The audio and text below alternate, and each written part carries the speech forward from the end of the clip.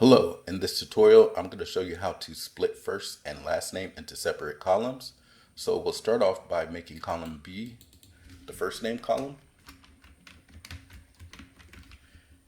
And then we'll make column C the last name column.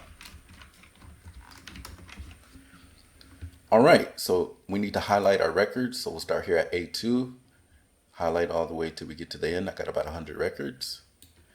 And then we'll right click, copy, and then we'll paste it to B2.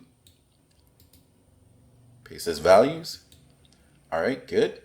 So now let's double click out of this. We're going to highlight all the records in the B cell.